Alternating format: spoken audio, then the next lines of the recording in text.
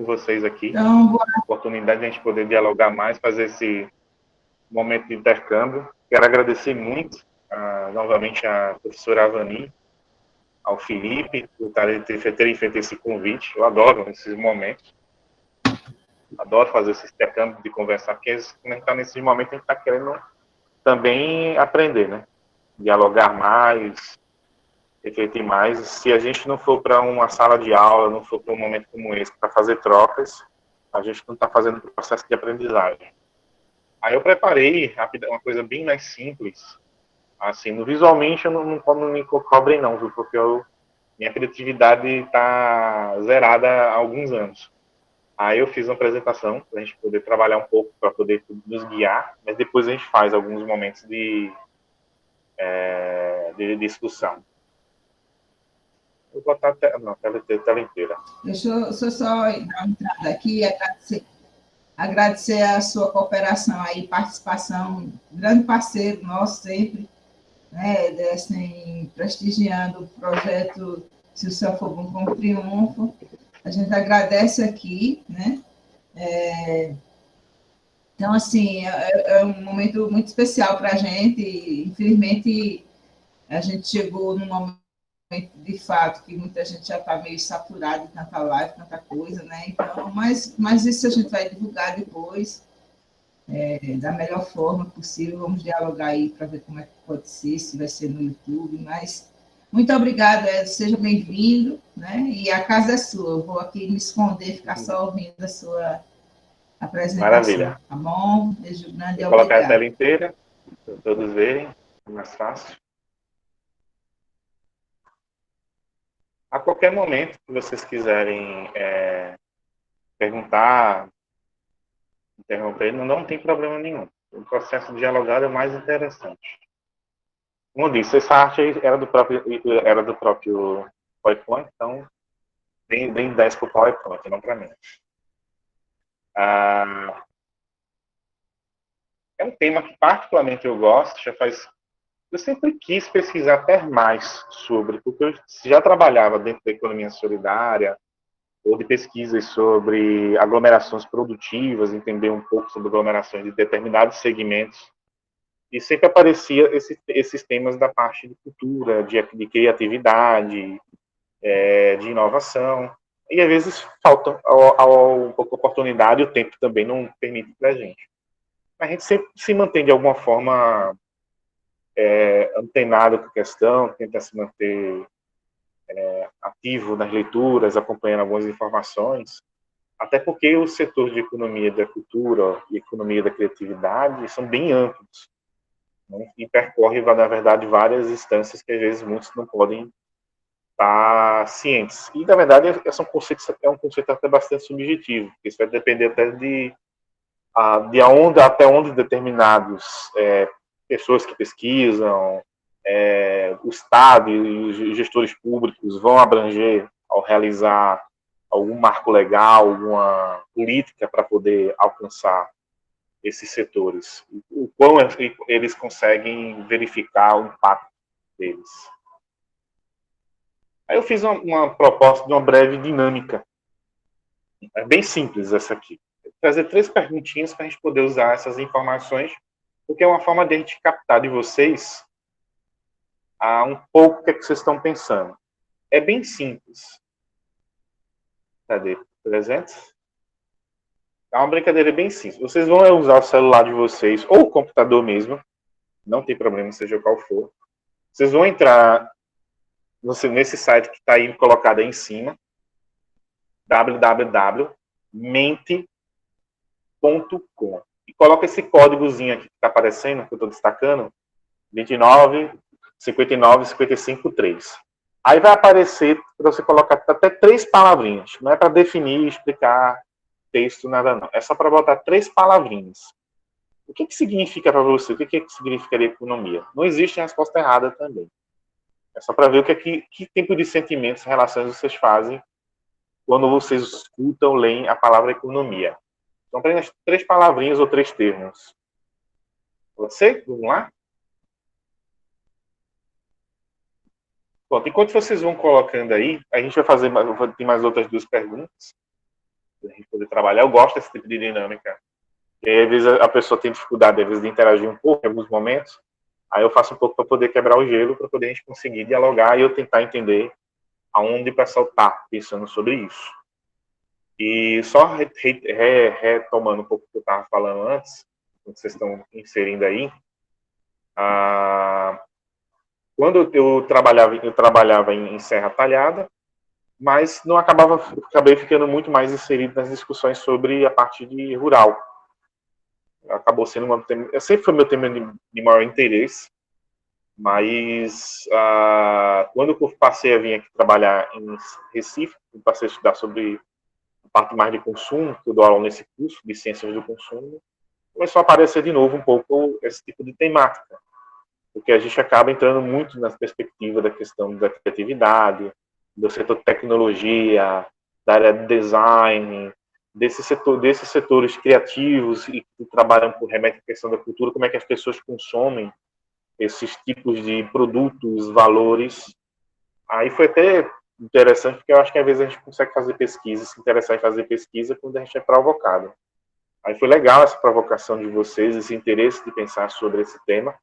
E é bom refletir, estava até conversando com a Vani antes de a gente começar esse momento, sobre essa questão desse mapeamento que vocês estão fazendo e destacando. Por mais que talvez até muitas pessoas que morem aí, ou que passam aí, conhecem bastante Triunfo, talvez não conheçam grande parte desses artistas, produtores culturais, profissionais e demais trabalhadores dessa área dessa área cultural e criativa. Vocês estão conseguindo preencher?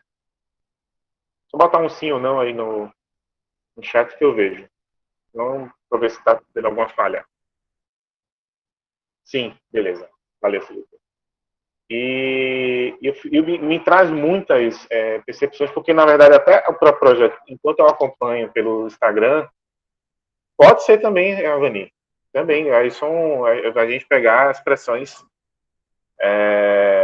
em relações diferentes com essa economia. E a gente que é da área mesmo, assim, estuda, pesquisa, a gente é muito plural.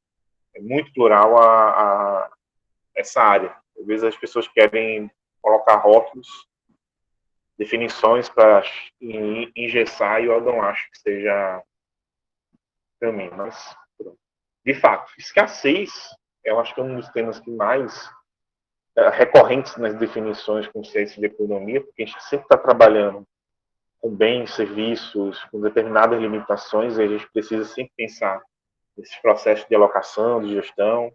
Mas quem colocou aí a oportunidade dessa palavra cotidiano, eu acho fenomenal, porque tem um autor de economia chamado Marshall, os economistas bem antigos já, e ele fala que o que seria economia? É estudar, na verdade, os fatos cotidianos, as coisas cotidianas da vida. O que a gente estuda é falar sobre essas relações, esses fatos do cotidiano, que aí implicam, obviamente, a gente vai ver logo aí isso, questões sobre finanças, gestão, escassez, distribuição, produção, entre outras palavras, que vocês venham a remeter e a pensar um pouco daí. Aí eu só sei que 2 pessoas colocou até agora. Está precisando pelo menos mais de 1 ou 2 para a gente colocar. Os 2 demais estão conseguindo colocar, pode ser pelo computador ou celular. Mas aí chegou. Renda, bens de consumo. Perfeito. Perfeito. Mais pessoas estão colocando escassez aí também. Chegou o Victor aqui para participar do nosso momento. Bem-vindo, Victor. Isso aqui, antes que você está chegando... Valeu, Liz. Victor está chegando agora. Essa é uma dinâmica só para você entrar nesse site aí que está em cima, Victor, chamado mente.com, destacado aqui no topo. E depois coloca esse código aqui do lado, 29 59 55 3. E digita 3 palavras que você associa com que seja economia para você. Não tem erro nem nada. É só para pegar um pouco dessa expressão que você tem sobre isso. E é muito interessante a gente ter esse tipo de provocação, porque a gente é bom, o pesquisador tem que ser provocado, o pesquisador tem que precisar pensar mais sobre certas questões para poder ter insights sobre situações e relações que antes não teria. Por mais que eu conhecesse Triunfo, visitei como turista, mas eu sou sempre um curioso, tudo. Tem coisas que talvez, obviamente, muitas coisas me passaram, mas claro que ajuda a gente a pensar. Necessidade, procura, consumo também. Maravilha. Já temos 4 aí. Eu vou passar para a gente poder dar uma celeridade. Vamos para outra questão. Essa aqui já é mais da linha da maioria. Que é. Cadê? Vou voltar aqui. Que é sobre o que é cultura. O que é que será cultura? É o mesmo esquema. São 3 palavras. Ou 3 termos. Pode ser palavras duplas mesmo também. Expressões que têm 2 palavras. O que seria cultura para você? Essa tela está sendo criada com as palavras que digitamos, isso. Cada vez que cada um digita, aí a tela vai aparecendo as palavras que vocês digitam e eles vão montando. E se a palavra for repetida, ele vai mostrando mais destacado. Tem esses sitezinhos, depois eu até passo para vocês. Tem muitos de vocês que trabalham com formação também, e principalmente formação digital, que a gente tem. Dá para trabalhar várias dinâmicas com ele, que na verdade, ele chama-se Mentimeter. Mentimeter.com. Aí tem várias dinâmicas. Você pode fazer perguntas e a pessoa responde a partir do código que é colocado. Aí pode ser nuvem de palavras, pode ser gráficos, e tudo é montado na hora. E é uma forma de realmente quebrar. Onde eu via esse tipo de dinâmica, em algumas formações, o pessoal geralmente conseguia interagir rápido, percebia, e todo mundo vendo como é que estavam se sentindo naquele momento. Olha que maravilha aí. Organização, coletividade, memória, vida, meio, costumes, manifestação popular, identidade. Você vê que tudo isso combina com o que a gente já pensa, recorre a textos, recorre nos diálogos, recorre a todas as expressões que a gente já vai imaginando sobre o que seja cultura. Quando a gente fala, a pessoa não tem cultura, está relacionada a essa pessoa tem cultura porque tem conhecimento, ou porque ela tem uma certa historicidade, tradição, tem um acúmulo ali desse tipo de informação. A cultura da sociedade, a gente está falando um pouco sobre uma sociedade que tem determinados costumes, manifestações, que são muito características entre os pares, ou seja, os grupos que fazem parte dali. A cultura do triunfo, as características, os costumes, os meios de vida. Tem mais alguém que vai responder? Está conseguindo aí? Realmente ele tem um delayzinho. Quando a gente manda, acho que não demora uns 5 segundos, no máximo, assim, para poder conseguir fazer uma atualização. A depender também do nível de internet, que a gente sabe que no dia de hoje está lotado. Antigamente, esse código aí eram 6 números. Eu acho que o pessoal está usando tanto na pandemia que foi para 7 agora. Para poder conseguir dar conta. Vamos lá, tem mais alguém? Se tiver alguém aí, eu espero um pouquinho mais para a gente ver. Sim, não? Só 3 responderam, né? Pronto. Vou passar para o outro, que a gente dá uma celeridadezinha, o pessoal vai vendo depois na gravação. E depois faz o exercício também.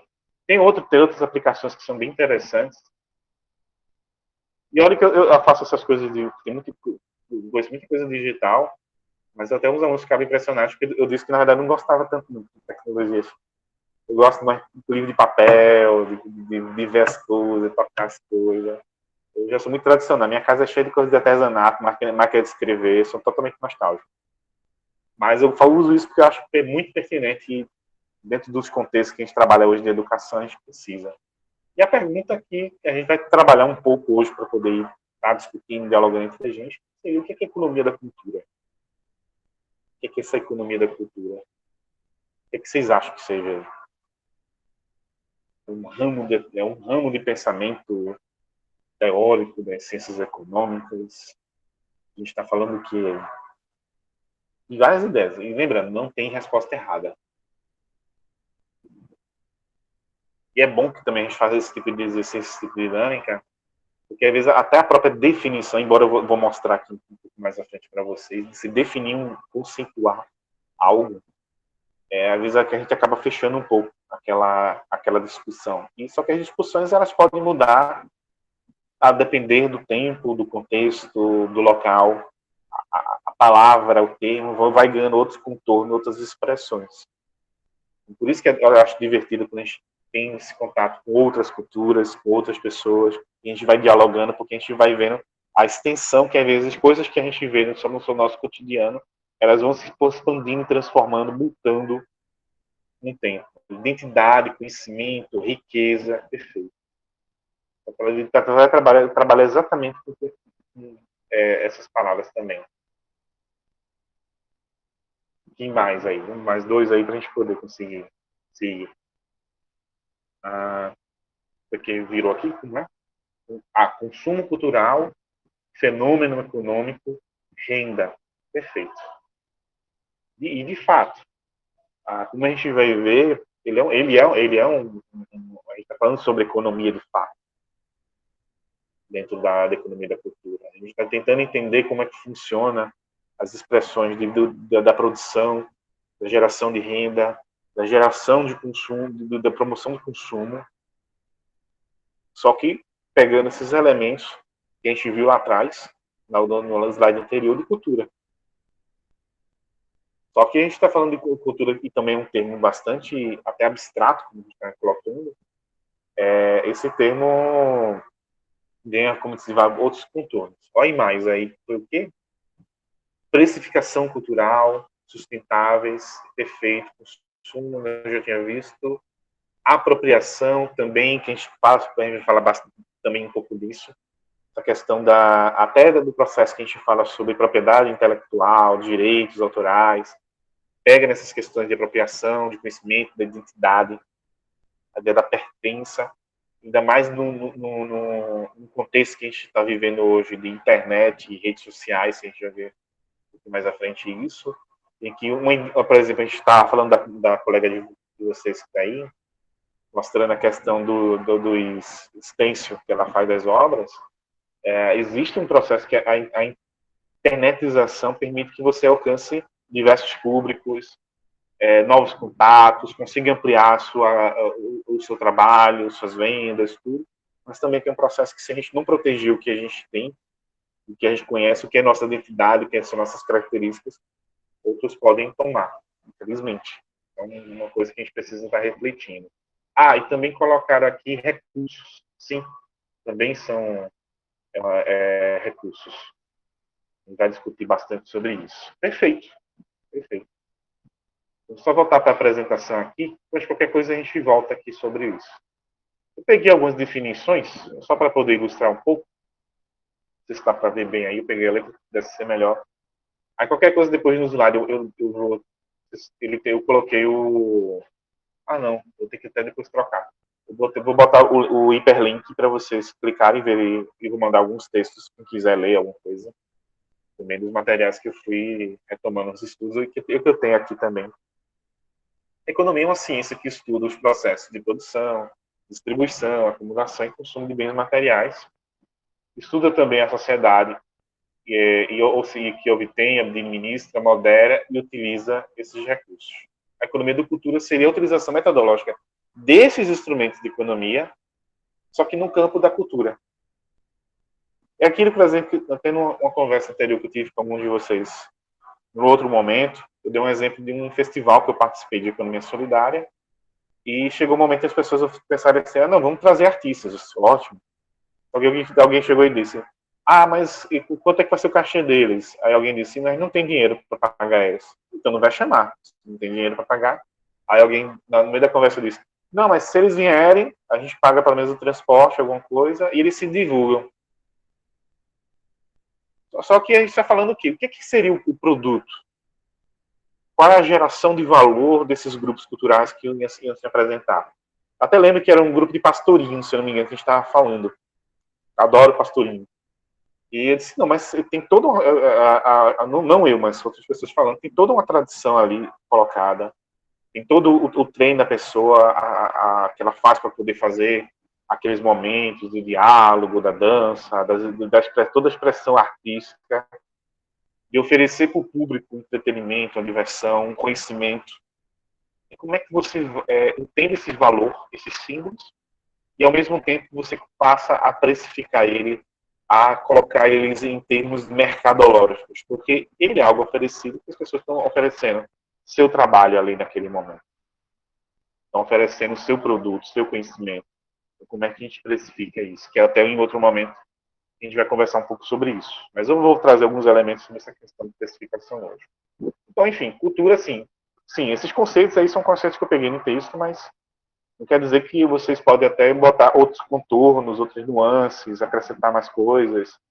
A definição ela pode ser um pouco flexível mais, porque às vezes tem percepções que cabem a uma pessoa que outra pessoa pode ser que não tenha essa percepção também sobre isso, e ela pode se ampliar mais.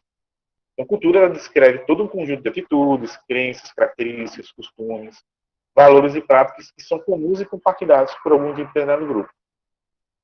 Então, qual seria a cultura de triunfo, ou melhor dizendo, quais seriam as culturas de triunfo?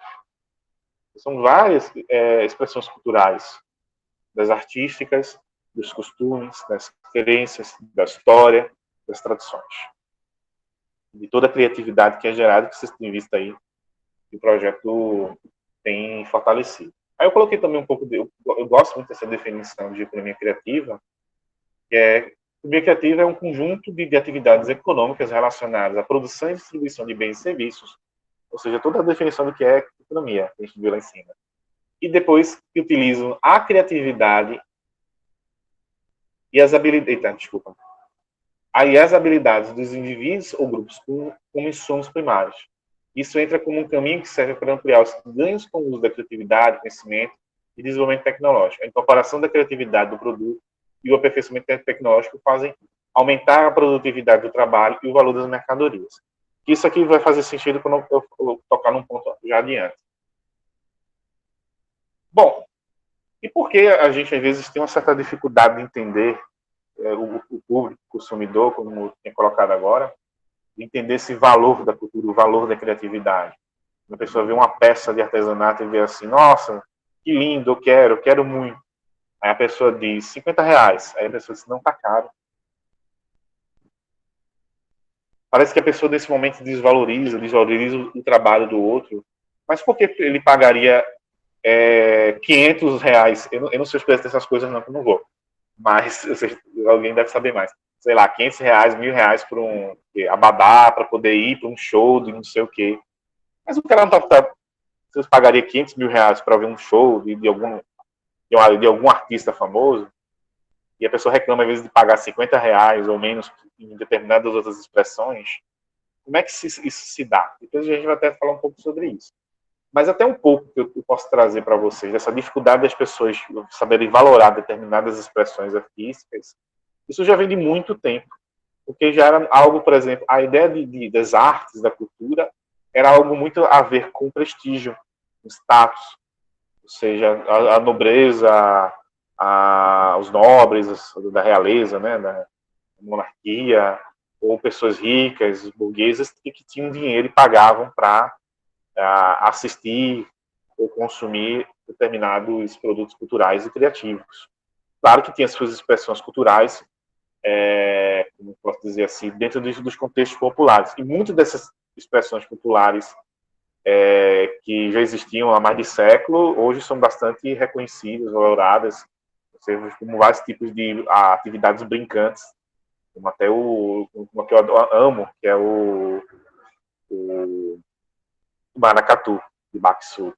Adoro ver, conheço bastante da história, e é algo que me remete muito, porque minha origem é de engenho de cana-de-açúcar. Meu pai era produtor de cana-de-açúcar, eu vivi um pouco nesse tipo de contexto. Mas existia também, não que todos os economistas clássicos são aqueles economistas lá do século XIX, os primeiros economistas que vieram a pensar sobre economia, trazer economia para as discussões sobre ciência. E eles falavam que, por exemplo, gastos com artes não contribui ou gera riqueza para a nação. Ou a cultura não é um trabalho assim necessariamente produtivo.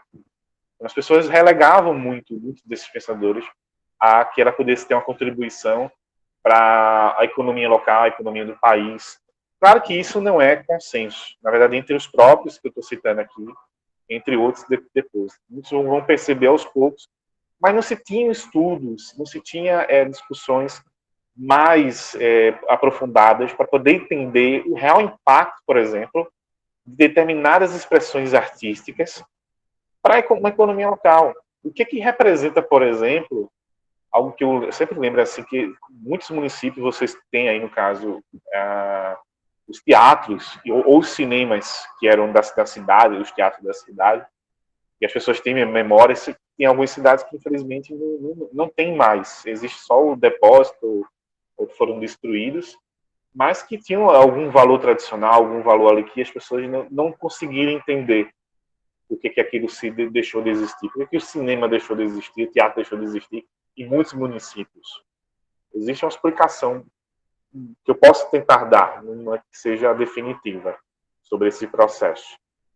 Mas que quando você tem, por exemplo, um teatro, o quanto que você pode estar gerando ali, uma pessoa daqui de Recife ou de outros estados já vai pensar, nossa, existe um teatro lindo em Triunfo, existe espaços culturais, existem artistas, e as pessoas, cada coisa que você for dizendo dessa, vai agregando mais valor para as expressões culturais dali, para o turismo daquele local. A gente também já falar isso um pouco mais depois. E os economistas geralmente têm o economista, assim, é um povo legal.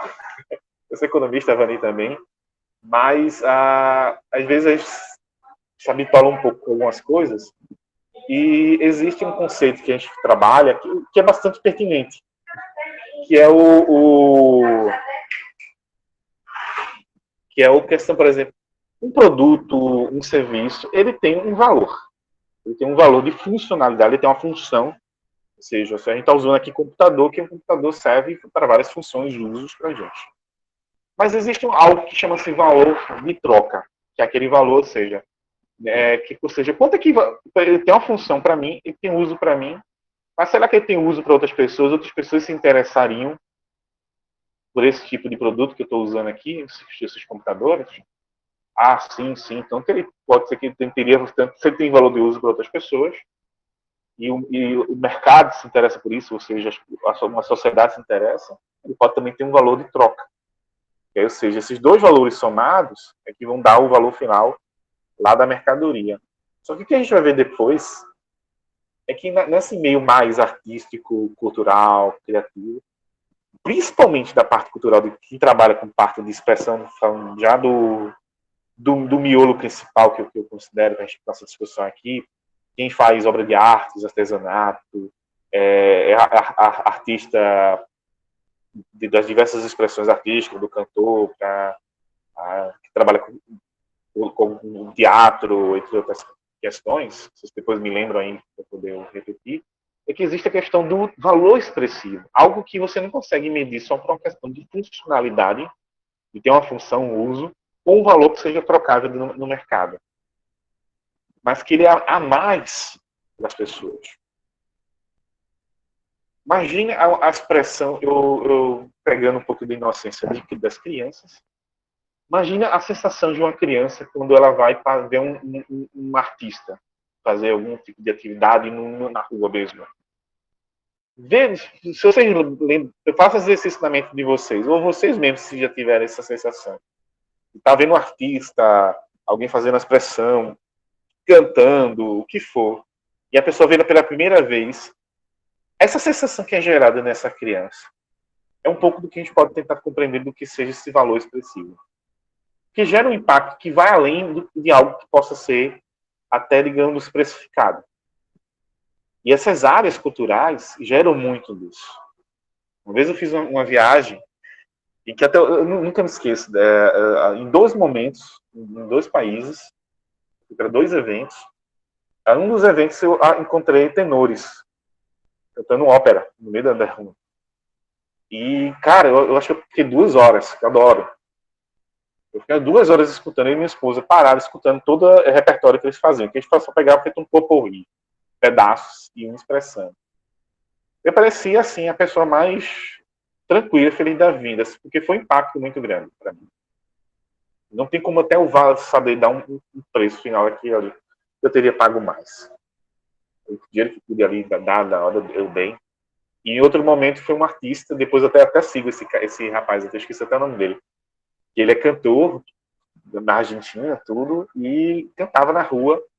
E me pegou assim, porque ele cantou uma música brasileira que eu amava, de samba, e passando voltei para poder escutar. E a gente ficou interagindo o tempo todo com esse cantor. Quando eu fui para Triunfo em 2000, acho que foi esse hotel que tem aí, que é o Hotel do Sesc. Aí foi, eu corrigi que eu esqueci o nome dos que até a figura da logo, os caras pintadas, como é, tem um nomezinho específico. Alguém me bota no chat aí para poder me colocar, para me ajudar. Caretas, isso, caretas. Faltou isso, caretas. Me faltou essa palavra. Eu nunca tinha visto careta de perto na minha vida. Vi assim, porque você vê nas notícias e tal. É algo que é bem característico, inclusive a marca do projeto. Se você for fosse com triunfo. E a primeira vez que eu vi aquele pessoal usando chicote, aquela coisa, expressando, fazendo a apresentação para a gente, você se entusiasma. Isso é um valor expressivo. Toda vez que a gente vê, isso não é gerado em qualquer tipo de outra atividade. Ah, mas aquele valor que a pessoa vê quando ganha um celular novo, iPhone, não sei o quê, não é a mesma coisa. Porque uma coisa é a gente pensar em saciedade e satisfação. A outra coisa é outros impactos que são gerados. A pessoa pode se tornar... Por exemplo, um economista clássico, o próprio Alfred Marsh, que eu falei para vocês, ele tinha uma... Eu lembrei agora dos livros deles, que é bem interessante. Que todos os outros produtos, para poder encerrar essa parte, todos os outros produtos, geralmente a gente vai se saciando e diminuindo o interesse por esse produto. Por exemplo, eu adoro chocolate. Eu adoro dar exemplo de chocolate. Inclusive, estou doido para comer um pedaço de uma torta agora. Chocolate. Me amargo de preferência. Se eu comer o primeiro, eu vou estar muito satisfeito. Mas como eu sou guloso, eu queria o segundo. Mas eu não vou dar o mesmo valor. Se eu fosse dar uma nota em valores de reais, eu não ia dar a mesma nota para o segundo. Porque eu já me saciei muito com o primeiro. O segundo eu vou comer porque é gula. O terceiro, se for realmente gula mesmo. Olha o pecado. Mas quando é uma coisa artística? Vamos pensar em música. Vocês enjoam de música que não está escutando? Parece que a gente às vezes quer escutar mais. Vocês já tiveram a sensação? Parece que quanto mais você escuta, ou mais vê alguma coisa, ou pensando em séries, vamos até passar para o outro setor criativo, a parte de séries, cinema, parece que a gente quer ver mais. Claro que cansa um pouco, tem a questão de tempo, mas parece que a gente quer mais. Porque é algo que está além da sociedade. Certo? A gente vai pegar um pouco disso daqui a pouco. Aí eu peguei alguns termos, conceitos, eu fui identificando nos textos, e eu fui lembrando de alguns também. Eu peguei logo os dois primeiros, só para contar um pouco da cronologia. E o termo economia da cultura, pela primeira vez, ele surge em 1965, a partir de uma pesquisa. Não lembro, nunca decoro o nome desses autores. Eu sou péssimo para decorar nome de autor. Só dos mais importantes, né? Paulo Freire, Celso Furtado, desses eu lembro na hora. Belchior, né? Lani. Isso eu já lembro. Em 65, a Fundação Ford, isso aí pelo menos eu me lembro, encomendou uma pesquisa para tentar entender por que os teatros, grandes teatros, ou teatros que tinham apresentações teatrais, balé, sempre fechavam. Sendo algo tão que as pessoas desejam, querem. Um dos resultados dessa pesquisa, eu posso até resgatar ela, eu acho que eu tenho meus arquivos aqui. Eu sei que um dos resultados dela foi bem interessante, porque eles vão mostrar que nesse período de contemporaneidade, a partir dos anos do início do século XX, esse tipo de indústria cultural, indústria criativa, ele não conseguiu acompanhar as tecnologias, não conseguiu se inovar. Ou seja, uma apresentação de falando de música clássica agora há pouco, uma apresentação de uma orquestra. É o mesmo capital humano, quantidade de mesmo capital humano que está ali. Mesma quantidade de pessoas, mesmo custo. e a coisa não conseguiu ainda produzir de uma forma que todo mundo pudesse assimilar. Porque todo mundo tinha que pagar para ir para o teatro, mas nem todo mundo tinha mais tempo para ir para o teatro. Possivelmente ela queria consumir, mas teatro era caro, para poder manter esse grande contingente de músicos, de instrumentos, manutenção do teatro. Mas as pessoas queriam consumir, não dá para ter um só teatro. E hoje em dia você tem um pouco dessa resposta, se a gente refletir um pouco, que hoje você não precisa ir para o teatro, mas você consegue consumir. Você consegue, pelo celular, baixar músicas, escutar músicas, ver vídeos, ver coisas que eu só de criança eu amava escutar, ver, eu só consegui depois de adulto por conta da internet. Coisas que eu nunca conseguiria ver, se eu poderia ver viajando, ou tivesse mais dinheiro para comprar, no caso, até os DVDs da época, tudo. Ou seja, as tecnologias permitiram, elas começaram a se somar mais às atividades culturais que já existiam, para conseguir propagar elas. Mas isso é uma outra discussão. Inclusive, vou falar na oficina sobre precificação desses pontos. Aí, nos anos 70, deu continuidade, começou a se tornar um ramo de pesquisa dentro da área de economia, que não existia antes, essa expressão economia da cultura, e nem era um ramo científico de pesquisa, e todo mundo começou a querer entender como é que funcionava essas atividades culturais e quais seriam os seus impactos na economia, tudo. Só para a gente pegar para algo que seja mais nosso, aí eu vou pegar em comum aqui que eu tenho a professora Vani, foi minha orientadora, a professora Lúcia Moutinho, e tem vários outros pesquisadores que fazem pesquisas sobre festas juninas. Festa junina de São João, de Caruaru, de Campina Grande. E não é assim, eu acho que falar até o festa parece que eu estou diminuindo. É festança mesmo, é uma festa gigante. E são 2 trabalhos maravilhosos. Eu tenho até hoje as publicações aqui. E não é uma festa que você faz assim, o São João é junho, vou começar no mês anterior. São festas que você faz. A Vani participou, não foi? Dessa pesquisa, eu só peguei depois o texto. É o ano inteiro que o pessoal se prepara. É antes, durante e depois.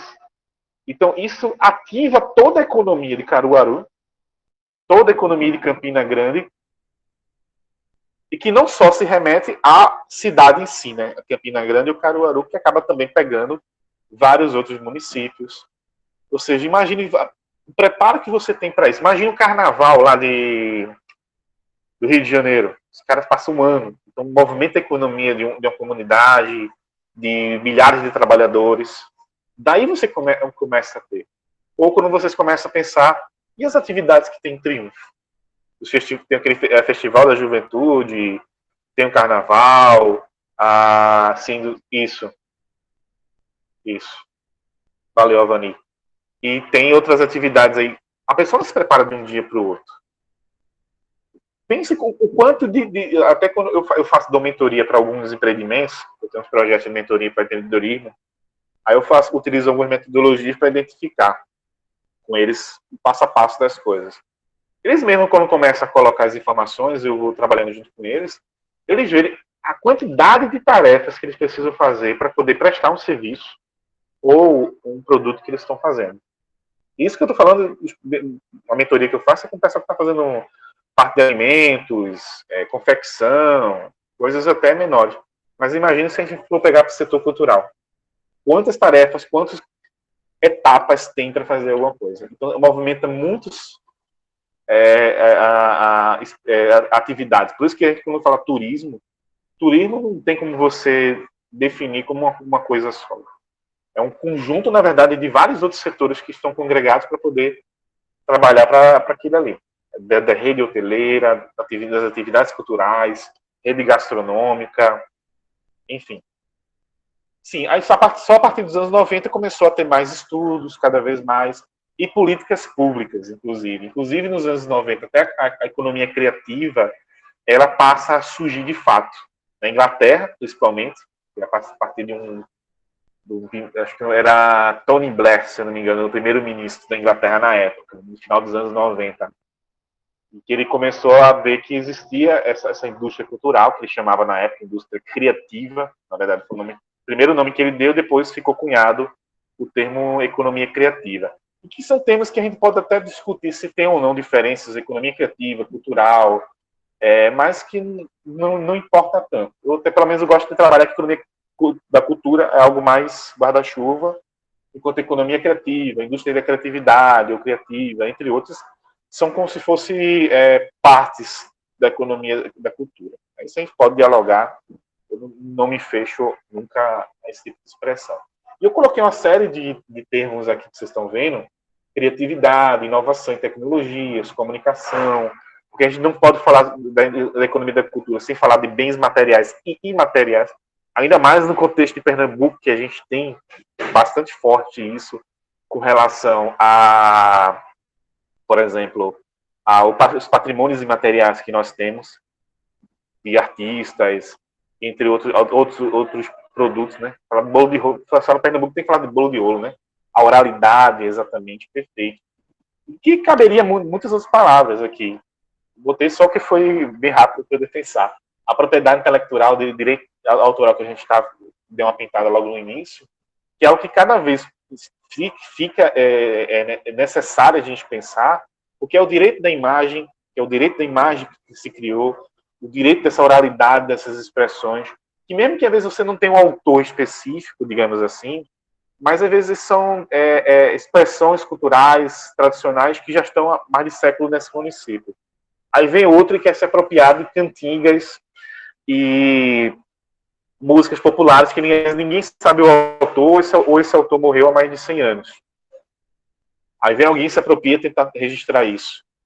Não dá, né? A gente tem que, por isso que esse termo, e que até faço de sugestão para vocês, de pensarem mais à frente e trazer pessoas que trabalham com esse tipo de temática, para orientar como é que faz aquela legislação. Eu acho que tem até, vocês têm entre vocês alguém, que eu não lembro se era da área de direito, tem produtores culturais que devem estar bem antenados com esses pontos aqui. Mas que valeria a pena também trazer outras pessoas para fazer um diálogo, tudo. Até mesmo, eu falo, a gente como professor da universidade, tem uma coisa que às vezes até a gente esquece, que, por exemplo, é a questão das patentes.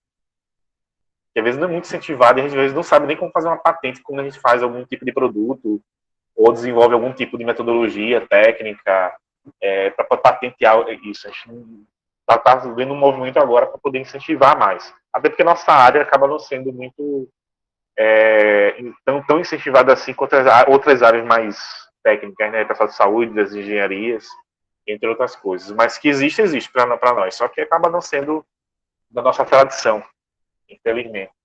A questão da identidade é algo. Eu tenho, inclusive, eu estou trabalhando na pesquisa sobre profissões. Eu tenho lido muito sobre a questão da identidade, porque até na área de profissão, seja a profissão que for, economista, médico, advogado, bacharel em direito, né? Engenheiro, enfim, qualquer profissão existente tem a questão da identidade que existe dela. O que é a expressão dessa identidade? Coisas que você consegue identificar. Você consegue identificar um economista, estou brincando. Tem características que você consegue identificar, que as pessoas assimilam essa identidade, querem se expressar daquela forma. E na cultura não é diferente. As expressões culturais, na verdade, elas estão revelando identidades, expressões do que representam relações sociais, que expressam relações das histórias e das tradições. E aquilo forma uma identidade que você consegue identificar, chegar. Você já chegou à sensação de que, às vezes eu tenho isso, que eu tenho um certo tipo de memória. Mas quando você está num determinado local, da cidade, tudo, pensa em Triunfo. Você consegue identificar certas memórias, certas características daquela rua, daquela praça, daquele prédio. Aí você soma todas essas histórias e tradições. Isso forma um pouco também do que a gente fala de cultura e identidade.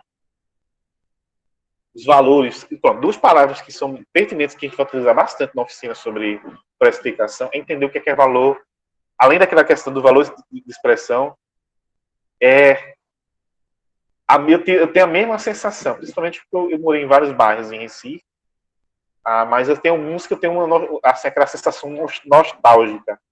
E parece que quando você parece que ao mesmo tempo você volta. O tempo, e de repente você tem aquela sensação de estar revivendo tudo aquilo ali. A gente vai falar bastante disso depois. Sim, aí sobre a questão dos valores simbólicos, a simbologia, isso é muito pertinente para a gente discutir sobre classificação. Além daquele conceito que eu falei sobre valor expressivo, que eu vou usar bastante também.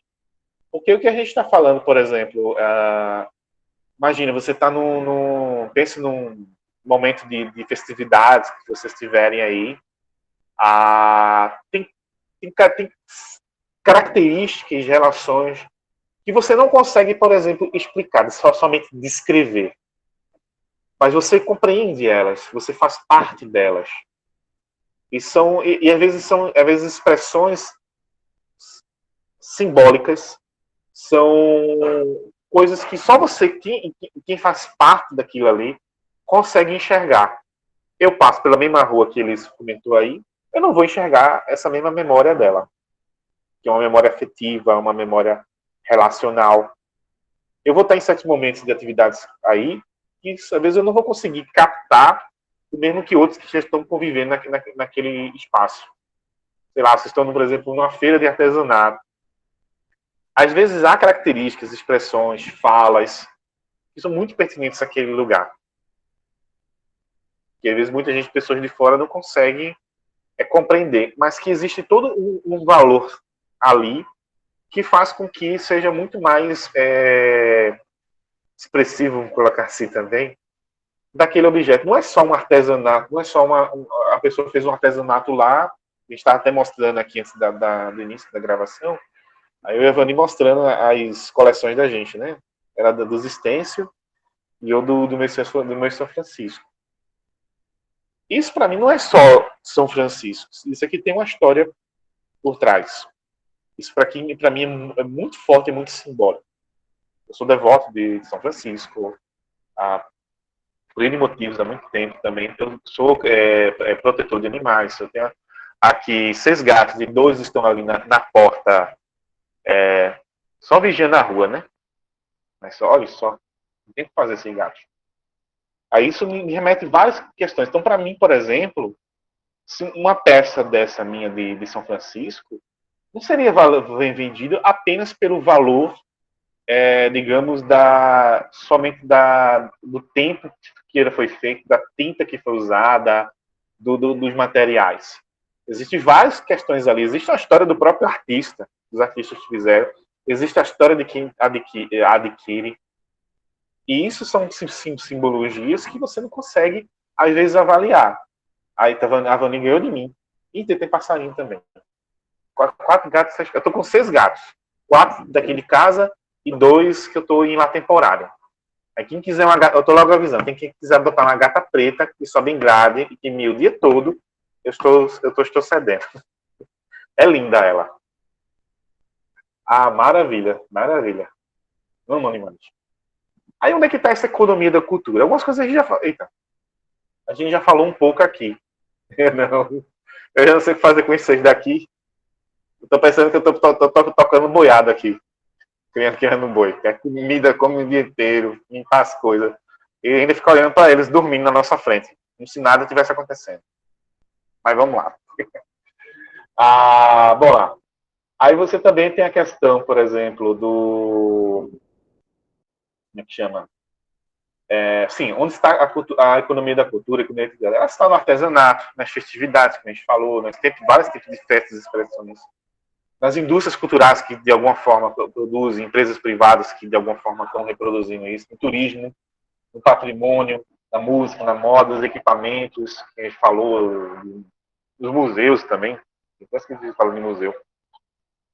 Audiovisual e comunicação, ou seja, os conteúdos que são produzidos, principalmente nesse audiovisual que também está muito hoje em voga na internet, nas redes sociais, jogos também, porque existe todo um trabalho de criatividade nisso daí, e as pessoas até quem conhece um pouco sobre essa história de jogos de videogame e tudo, esses jogos que principalmente hoje em dia, eu acompanho um pouco, eu não jogo, mas os caras pesquisam, os caras trabalham com design, trabalham com pesquisa para entender mais as características históricas, culturais, tentam captar tudo isso.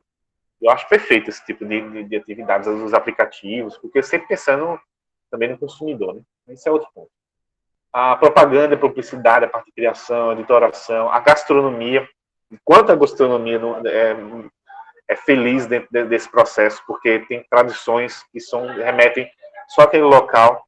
Aí quando eu vou falar para as pessoas assim, nossa, que vontade agora de comer um arroz vermelho, ou um arroz de leite. E aqui é só de vez em quando em certas épocas. E quando eu estava em Serra Talhada, eu comia todo dia. Porque tinha fácil chegar no restaurante, só não sei, sabia preparar, mas o arroz de leite, mas conseguia preparar ainda o arroz vermelho. De comer determinadas comidas que são muito características daí, que você não consegue ver aqui. Aqui, por exemplo, é muito difícil de a gente arrumar esse feijão verde de corda que vocês têm. É muito difícil arrumar queijo manteiga do tipo que existe aí. Eu contrabandeava muito queijo coalho, ou queijo coalho não, queijo manteiga, arroz vermelho, feijão verde para trazer para Recife quando eu vinha. Só não podia contrabandear o prato inteiro, né, dos restaurantes, porque não dá para conseguir conservar na viagem, mas são coisas que você só consegue, às vezes, ter a experiência, tudo. Você tem um restaurante, eu não conheço muito de restaurante nenhum, me perdoe. Só conheço de lembrar agora da cachaçaria. Mas você não consegue ter uma experiência, entender o que é comer determinadas refeições se você não for no local. Se você não comer também, como posso dizer, a história daquele local, as simbologias que existem naquele prato, como é que ele foi construído, criado, ser passado de gerações, as receitas, a gastronomia é algo importante.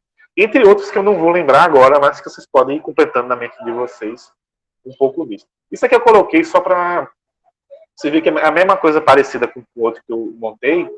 Esse aqui foi o que foi criado em 1997 pelo governo de Tony Blair, que eu falei, que era o primeiro-ministro inglês, lá do lado do Reino Britânico. Então eles montaram as categorias, ou seja, quais seriam os setores que eu chamo de economia criativa, que eles foram cunhando esse nome lá.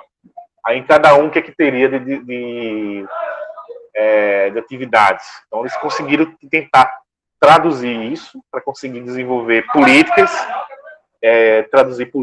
desenvolver políticas, ações para poder financiar, também promover, porque em alguns países, inclusive, esse setor de economia criativa ou economia da cultura chega a responder por 5 a 10% do PIB, do Produto Interno Bruto, ou seja, tudo que for de produzir de riqueza num país ou região de um determinado período de um ano, enfim. Aí você pensa, mas 5, 10% é pouco, né?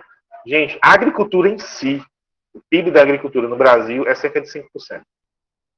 Da agricultura, não do agronegócio, porque o agronegócio é bem mais amplo, porque ele pega vários setores antes e setores depois, não é só a produção do milho, da soja, mas toda a indústria de fornecedores e toda a indústria que é gerada para poder comercializar, chegar no consumidor. Aí chega a ser 20% da economia o agronegócio.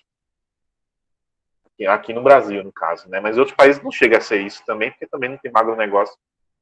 Não tem um tamanho de país como esse daqui. Mas você vê um país... Fora que tem países que dependem fortemente, por exemplo, de turismo. É só você pensar um país, por exemplo, como Espanha. Espanha, eu fiquei vendo com questões da pandemia.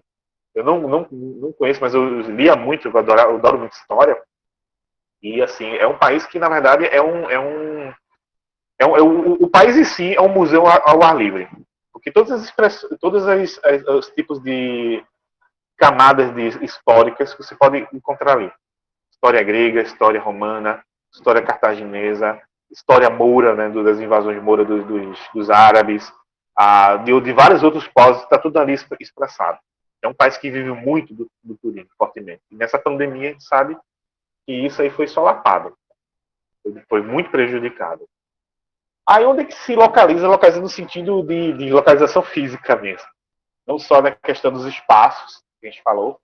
Aí uma reflexão que eu fiz muito interessante, a Ervaninha me ajuda nessa, eu fiquei pensando, ela não só existe nos territórios, ou nas áreas geográficas, se identifica determinadas atividades culturais, criativas em determinados locais. Beleza, existe uma questão de identidade ali, só se remete àquele local. Mas hoje, com esse advento das próprias comunicações, já desde a rádio, da TV, antes, dos livros que viajavam, muitas identidades culturais e criativos passaram a ser mais conhecidas mundo afora. E ainda mais hoje em dia, com a internet e as tecnologias digitais. Essa live aqui a gente podia estar fazendo, vocês podem estar fazendo apresentações, uma pessoa lá no Japão vai ver. Você pode estar vendendo um produto que a pessoa no Japão vai ver. Então, a gente já transpõe essa questão de territorialidade. Agora, a gente transpõe essa visibilidade, transpõe esses valores, essa parte dessa simbologia, mas a identidade ainda é dali. Só vale a pena você realmente ter a total experiência do que é Triunfo, por exemplo, você for para Triunfo também. As pessoas conhecerem Triunfo. Por isso que, por exemplo, esse tipo de projeto eu me identifico muito, porque eu estou vendo um processo em que há uma não sei nem uma ressignificação, mas que também é. Mas também é uma como é que se vou dizer assim? Me fugiu uma palavra, mas seria dar mais visibilidade a algo que já era visível, mas que para outras pessoas que estão fora não conhecem. Até uma coisa que eu vou falar para vocês mais à frente, você vai fazer sentido que eu falei agora. Não me critique não critique minha criatividade, viu? Eu estava fazendo isso daí, eu não terminei não. Eu ia fazer umas setinhas, umas coisinhas, mas me faltou um pouco de tempo mais e aí eu fiz uma coisa bem colorida depois de criança mesmo. Eu acho que criança na verdade seria mais criativa do que eu. Só para você a gente mexer o quão interessante para a gente discutir sobre esse tema e como é que a gente se identifica, obrigado, como é que a gente se identifica com isso daí. Porque quando a gente está falando de economia da cultura e economia criativa, a gente falou dos espaços, da territorialidade, de tipos, maravilha. Isso. Só que aí, por exemplo, vocês aí vocês estão nesse amarelinho aí mais claro, né? Para poder identificar produtores culturais, artesãos e demais, todos os artistas, profissionais e trabalhadores da área cultural e criativa. Mas existe, vocês se relacionam, vocês podem estar em organizações sociais, desde ONGs, associações que representem isso, associações de moradores, vários tipos de organizações sociais civis, e de uma forma articulam mais com a sociedade que vocês estão vendo ali, os consumidores de alguma forma. As empresas privadas que de alguma forma ou se tornam meio para poder vocês chegarem nesses consumidores que estão ali, ou se tornam, na verdade, os que também são consumidores dos produtos de vocês, que compram isso para poder até revender de alguma forma. As universidades que também geram certo conhecimento, que geram pesquisas, informações, ou formações também. Esse processo desse projeto também é algo vindo da universidade, um projeto de extensão, e a gente está fazendo um processo de formação que foi articulado a partir da universidade em articulação com vocês que estão lá com produtos culturais. Existem os tipos de mercado que vocês estão vendo aí no verde lá embaixo. Tem o mercado local, mercado regional. O regional pode ser da região do Pajeú, da região do Nordeste, vai depender da classificação geográfica. Eu não sou muito bom nisso, não. Às vezes eu me confundo um pouco, viu? Eu boto mais simples para poder na hora colocar. Nacional, mercado internacional. E também a gente tem que lembrar que existe o mercado online e digital, que muitos de vocês devem estar, inclusive, usando, e o institucional, porque o governo também é um consumidor. O governo que está aí do lado das instituições públicas ou governamentais, ele é um consumidor dessa cultura, é um consumidor dessa criatividade. Tanto para poder reforçar essas simbologias dessa cultura, porque faz parte do seu território, quanto também para poder utilizar de vários meios. Ou seja, vai contratar artistas para divulgar o carnaval, contratar artistas para certas peças, para fazer formações, entre outras atividades, e porque sabe que incentivar hoje, ainda mais com essa hoje que está muito, muito forte, pensar sobre economia criativa e economia da cultura, eles sabem que incentivando isso pode reforçar e muito as economias locais. E fazer não é só. Agora, isso é uma coisa que eu vou discutir, inclusive, no próximo slide, para não perder o outro fio da meada aqui. Sim, aí você vê que, assim, eu não coloquei as setinhas aí da minha arte de design, né, que eu fiz o curso de design, só que não. Existem várias relações e trocas entre essas próprias instituições, organizações, grupos, locais. E são várias misturas. E tudo isso aí está interrelacionado. E a economia da cultura está ali no meio. Só que também tem umas coisas que eu fui refletindo um pouco, até me ajudou. Foi até bom que, em parte, adiou, Porque teve coisas que eu nunca me ative, por causa de que eu tive algumas situações essa semana que me fizeram pensar. Aonde as pessoas se identificam? Pessoas que estão trabalhando na economia da cultura. Elas se identificam que fazem parte da economia da cultura, ou da economia criativa. Muitos não. Não, eu sou empreendedor. Vão se identificar com outros setores, mas não se identificam necessariamente com a economia da cultura. Muitos de vocês, inclusive, não. Eu sou da classe de artistas, sou da classe de artesãos. Mas isso, inclusive, dificulta um pouco, até para a gente quando vai tentar gerar informação. Por exemplo, imagine tentar gerar informação sobre o que é vendido, produzido dentro da economia da cultura. Aí vai ter que criar metodologias para tentar chegar perto disso. A gente vai tentar ver, e vai precisar de registro, de informações, de vários segmentos que a gente identifique que seja, como aqueles do mapinha que eu trouxe lá atrás, os setores, tudo, para tentar chegar e fazer uma medição do qual o impacto mais aproximado do que seria da economia da cultura na produção de riqueza de um país ou de uma região. Mas ainda assim não capta tudo. Porque tem muitas coisas que são invisíveis, que não estão percebíveis, porque são simbólicas, são relacionais, que só conseguem ser percebidas ali. E às vezes não são fáceis de conseguir fazer uma medição, medir ela. É difícil. Mas assim a gente tenta, de alguma forma. Aí eu fiz ainda nessa brincadeira de reflexão, lembrei do pensar globalmente e agir localmente, de fato. Exato. Foi bom lembrar isso, que eu tenho esquecido desse insight. E que o global reflete muito o local. Toda essa internacionalização, ou globalização, que é outro termo também, independente do termo que usar, ela reflete sobre o local. As tecnologias chegam, a pandemia chega. E vai refletir ali, e você vai ter que se adaptar a esses processos. E é se adaptar a esses processos que o global exige, que o global consome, mas você ainda tem que se esforçar para manter a sua identidade, as suas expressões. Aí eu vou dar quem gosta de história um pouquinho. Você pensa, por exemplo, países asiáticos, por exemplo, no Japão, que sofreu um processo de modernização no século XIX e teve muitos conflitos, muitas tensões, porque ao mesmo tempo queria manter as tradições, mas queria se modernizar. O global estava vindo, melhor dizendo, a internacionalização estava vindo para o Japão. E o Japão não poderia ficar abaixo disso, porque eles viram que existiam outras culturas mais avançadas tecnologicamente, no sentido de armamento e outras coisas, eles precisavam se equivaler. Ainda fora vários outros fatores que não faz uma necessidade a gente colocar aqui. Mas eles conseguiram, de alguma forma, manter as tradições e se modernizar, mas também gerar ressignificações. Porque a cultura ela não é inerte, ela não é engessada, ela também, de alguma forma, ela evolui, se adapta aos diferentes contextos. A tradição é uma evolução desses processos. Em um processo de rememorização. Agora, claro que sempre aos olhares de quem está no momento atual desse passado. Aí eu fiz uma reflexão seguinte, vamos fazer junto.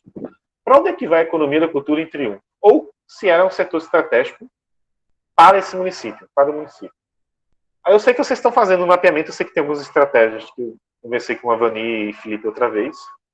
Tem tanto esse mapeamento que é feito pela rede social, quanto outro que vocês podem fazer, inclusive, utilizando aplicações como, por exemplo, do My Maps, da Google, entre outras opções para identificar onde estão. E, por exemplo, alguém de fora, eu quero identificar o que é que tem em Triunfo, você tem um mapa lá dizendo onde é que tem esses artistas, tudo, o contato deles, tal. Esse processo de intercâmbio entre trabalhadores e profissionais, que já está sendo feito de alguma forma, o projeto já faz, e outros tipos de ações que a prefeitura, outros gestores, outros projetos possam estar sendo feitos.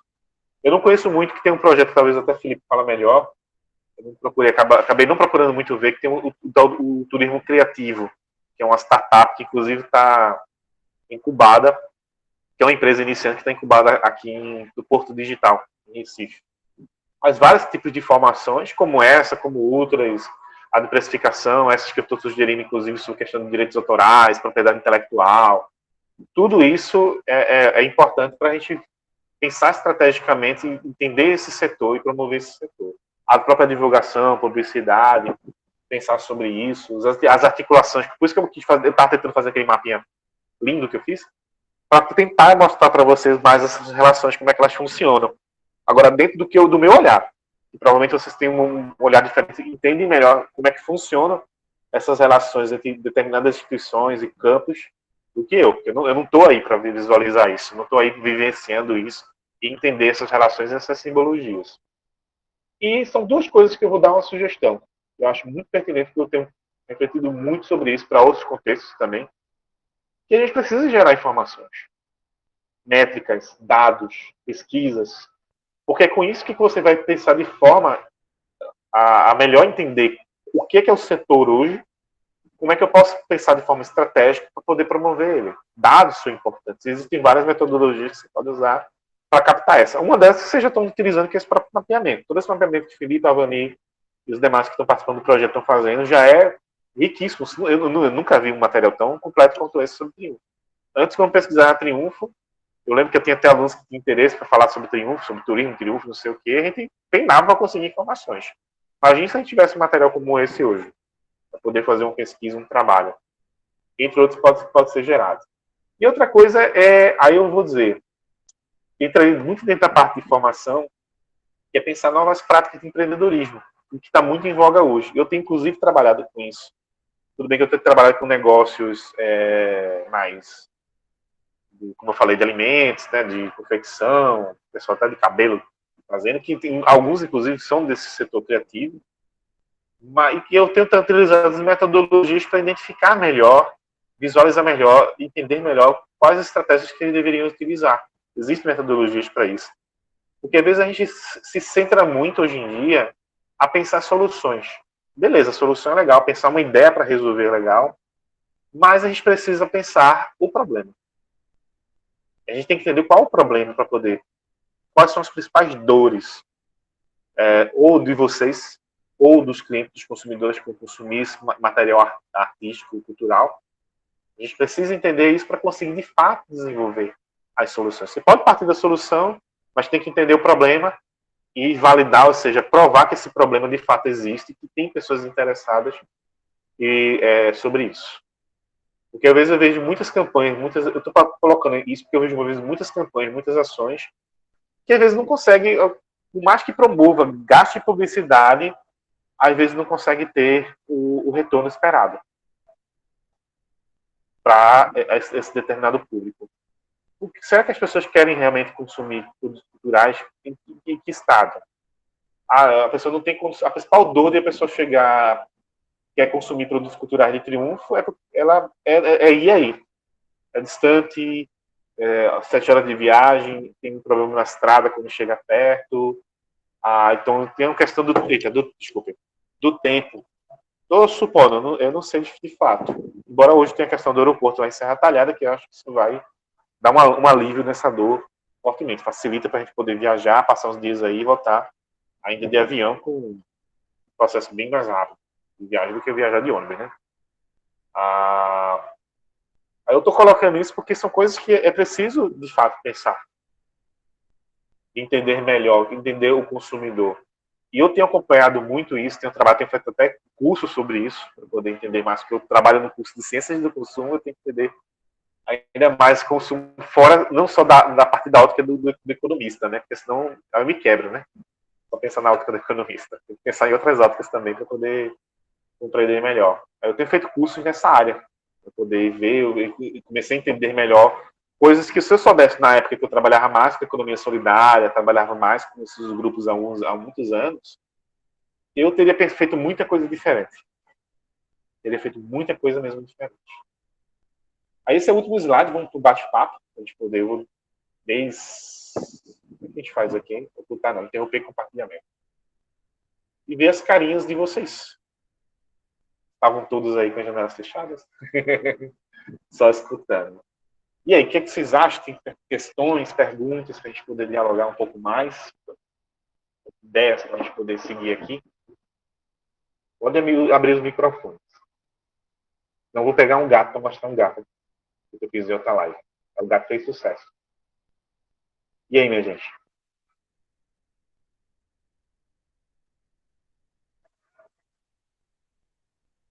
Oi, tem alguém aí?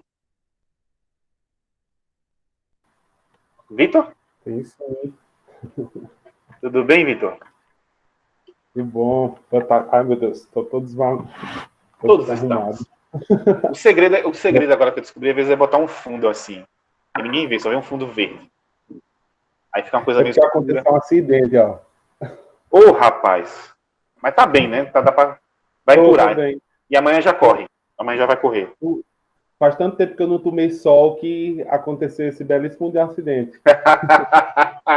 Eita, bem lembrado, viu? Faz tanto tempo que eu não tomo sol também. Eu acho que daqui a pouco você chegar, eu vou ficar vermelho lá de fora. Pois é. Usem protetor solar, pelo amor de Deus, e se hidratem. Maravilha. Diz aí. Vamos conversar um pouco. Tudo que está sendo apresentado hoje sempre me bate na tecla da necessidade das pessoas entenderem o ciclo econômico, principalmente o ciclo econômico criativo, turístico, e aí vai. E aí vai, né? Porque o que é que... Eu já até comentei com relação à nossa realidade do turismo e da cultura, de maneira geral. Há uma necessidade de pensar sobre essa economia, porém não chamam as pessoas que são envolvidas nesse processo, né? Não escutam a realidade de cada um, né?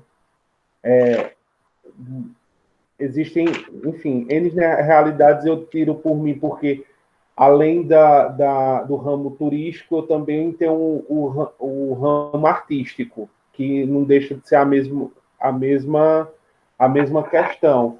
Mas, sim, por mais que seja a mesma questão, uma interfere a outra, mas não é a mesma coisa, né? Enquanto até eu tenho uma certa dificuldade em me enxergar enquanto poeta, né? Eu escrevo poesias, às vezes declamo, às vezes não, mas o quanto essas poesias vão agregar o valor enquanto poeta, se é que dá para me entender, né? Como, sim, é que esse ciclo econômico vai girar em torno do meu trabalho, né? Diferente do ramo turístico, que eu sou condutor de turismo, e as pessoas vêm até mim, e esse ciclo flui de maneira direta, né? O turismo da qual eu faço é turismo de experiência. Então, as pessoas diretamente têm que vir a triunfo, e aí começa todo o processo, né? Toda a entrega de um valor, muito mais do que a precificação, né? Exato. Não, é ótimo essas indagações, que isso dá, inclusive, é um trabalho de pesquisa interessante. Incentivar estudantes, tudo, de mapear isso, por exemplo. Aquilo que eu coloquei daquele desenhozinho lindo, colorido que eu fiz, não é quando a gente for aplicar, digamos assim, vamos botar isso na realidade de triunfo, para a gente entender primeiro a questão das instituições em relações. Aí, o que são as instituições governamentais? Eu estou pegando a metodologia que eu já trabalhava antes. É o que? A prefeitura, dentro da prefeitura tem secretaria de turismo, tem secretaria de, não sei se é junto a secretaria de cultura. Aí, quais são os setores que trabalham com turismo ou com cultura? O governo do estado atua. Aí você primeiro vai identificando cada ator das instituições, das associações, dos produtores culturais, da parte de turismo, o tipo de consumidor, e vai identificando se existe ou não. E depois vai tentando identificar como é que são essas relações, se elas são mais fortes, mais fracas, porque pode até ter uma presença do governo, mas presença do governo do estado. Ah, não, mas o governo do estado só aparece quando tem festa da juventude e alguma outra festividade, dá um dinheiro e pronto. Mas não promove coisas que poderiam estar articulando aqui. Sei lá, chegar a dizer assim, ó, a gente vai mandar aí o Sebrae, ou a Dedipé, ou vai trazer uma capacitação de fora para poder trabalhar com vocês aí, a gente vai fazer o mapeamento, dar orientação para vocês. Isso é uma coisa mais forte, mais presente. A coisa que você dá o dinheiro só, faz atividade, promove, já é um laço um pouquinho mais fraco. Aí tem metodologias que a gente consegue vai identificando isso. Dá para a gente fazer até trabalhos de oficina para identificando, montando de forma colaborativa. Para entender, aí depois a gente passa a fazer o passo de entender essa questão do ciclo. Por exemplo, a gente pode conversar montar um questionário, depois fazer entrevistas um questionário com muitos, mas depois a entrevista com alguns, para a gente identificando esse passo a passo. Por exemplo, você como primeiro que vamos separar os seus eus aí, você tem 2 eus. Vamos pensar da parte de turismo. Tu faz o que no turismo? De guia? Ou de outra atividade? Isso. Pronto. Aí de guia, como é que são? Aí você vai pensar suas tarefas, quais são as etapas que você faz. Aí geralmente eu trabalho guia turístico, eu representando a prefeitura, uma empresa, eu recebo turista, o que é que você faz? Qual o preço que você cobra, é um preço fixado. Dá para a gente montar essa etapa todinha, que vai ser mais ou menos o mesmo processo para todos os guias turísticos, ou quem trabalha de uma forma similar aí, seja o guia turístico que seja interno, ou aqueles que vão acompanhando turistas que sejam externos. Pode também ter esses casos, não sei se em Triunfo tem, mas em outros estados eu vejo isso, que às vezes o pessoal contrata um guia, o guia vai junto para levar para os municípios. Aí o cara é de fora. Mas geralmente tem cadastro, tudo, aí tem toda uma articulação que eles fazem, que todo mundo geralmente se conhece, se identifica. É quase todo mundo da casa, de alguma forma. Aí dá para você mapear, por exemplo, entender esse processo, essas etapas, esse fluxo. Aí a gente conseguiria mapear, por exemplo, qual a sua relação com o consumidor, qual a sua relação com as empresas. Você tem relação com empresas de turismo que te identificam. Aí a gente pode começar depois disso, entender como é que é a parte monetária desse processo. Até sabe o quão importante é isso, essa questão do desenhar, do design, de você identificar isso. Vamos desenhar o fluxo, vamos desenhar como é que funcionam os problemas. Desenhar é a melhor coisa. Porque aí você começa a ter os insights. Poxa, agora eu entendendo o meu processo passo a passo, eu estou identificando coisas aqui que eu estou gastando muito tempo. Eu fiz 2 mentorias hoje e as meninas, assim, sabem tudo sobre o trabalho delas. Mas na hora que ele botou no desenho, eu fiz uma matrizinha chamada CIPOC, para a gente ver os suprimentos, ver os insumos, o que elas usam para fazer o trabalho, ver os processos, ver o OE relacionado à questão das saídas, ou seja, com o que ele identifica que vai realmente mostrar que o empreendimento está tendo um certo sucesso, resultado, e como é que é a questão com os clientes. Só fazer esse pequeno desenho, no primeiro momento que eu fiz de entrevista, tem coisas que elas não conseguiam identificar se eu não desenhasse. Aí começam a ver que perdia tempo com certos processos, e tempo, principalmente hoje em dia, é muito dinheiro. Aí você pensar no tempo, você como um guia turístico, e o tempo do consumidor. O consumidor compra tempo. Por exemplo, mas será que eu vou... Que a gente tem uma visão de raízes católicas, né, que a gente se sente meio se sentindo que é pecado cobrar. Às vezes a gente faz até tem essa coisa de graça. Depois eu até vou falar disso na oficina de precificação, que tem uma mania de a gente fazer as coisas primeiro. Não, eu faço uma amostra de graça, não sei o quê. E a gente não, uma vez, cobra. Tem que cobrar. Tem que dar uma de alemão, às vezes, assim, tem que cobrar. É isso. E meu trabalho é esse. Aí depois a gente chega nessa seara. Diz. E às vezes acontece o contrário. Por exemplo, eu gosto muito sempre nas minhas conduções. Aliás, saudade, né? Eu falava que eu sou funcionário do estabelecimento. O estabelecimento não é meu funcionário. Porque existem estabelecimentos, por exemplo, eu vou dar eu vou falar do Engenho São Pedro, que por mais que eu não seja funcionário direto, de maneira direta, eu estou vendendo um serviço deles. Eu estou indo toda a condução, todas as minhas conduções, exceto algumas que as pessoas que já conhecem Triunfo e que não desejam ir para o estabelecimento ou para um ponto turístico, eles me falam previamente. Mas, até então, eu vendo os serviços deles. E, consequentemente, eu estou dando um exemplo aqui do Engenho, minha gente, mas aí servem outras questões. Aí chega no estabelecimento e ele diz assim, mas você está fazendo seu trabalho, você tá recebendo. Sim, eu estou recebendo, mas eu estou recebendo pelas pessoas que compraram o meu serviço, porém eu tenho que ter algum incentivo, porque tempo é dinheiro da instituição, né? E aí acontece muito aqui em Triunfo, né? A questão das taxas, serem cobradas taxas, mas não valorizar o serviço de uma condução, por exemplo. E Elisa Almeida, que é referência daqui de Triunfo, é uma das referências, sabe bem mesmo o que é estudar, ela no caso, né? Estudar música, estudar poesia, estudar história, se caracterizar e ainda por cima as pessoas acharem que é caro, né? E a gente não tem incentivo do próprio município. Essa é a principal questão, né? Enquanto outros lugares, assim, eu fui fazer turismo uma vez em algumas cidades de Minas Gerais. Assim, Pernambuco você até conhece, mas mesmo assim eu conheço até Zona da Mata. Zona da Mata eu vivi. Sertão não. Posso ter ido 10 vezes em Triunfo, mas eu não sei andar em Triunfo. Eu não tenho aquele convívio, eu preciso de alguém que me guie lá. Até um rapaz, eu demorei para achar o museu. Tem lá em cima, que tem do cangaço. Uhum. Tem esse aí depois eu achei. E não tinha muito guia na época que estava na seca. Aí não tinha muito turista. Aí a sorte que eu acabei perguntando o rapaz. Aí o rapaz era guia. Aí ele me levou. Aí não quis cobrar. Não, mas eu não estou trabalhando, estava passando, vou lhe ajudar. Aí eu quis pagar também aquela coisa assim. É aquele problema que depois eu vou usar. O de não se valorizar. Mas tudo bem. No caso dele, ele fez um trabalho de gentileza. Me viu ali desesperado que eu não estava achando esse museu, que era para cima, que eu lembrei que eu andei.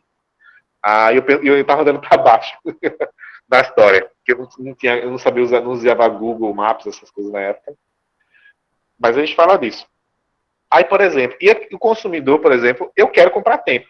Ah, mas o guia turístico é caro. Eu paguei caro. Eu prefiro pagar caro. Porque se eu tenho uma pessoa que vai me guiar para várias coisas que eu não vou ter tempo de achar essas coisas, eu não vou ter tempo de entender. Tudo bem que eu posso ler hoje em dia no Google um monte de coisa, tal. Mas o cara lá sabe como fazer as coisas.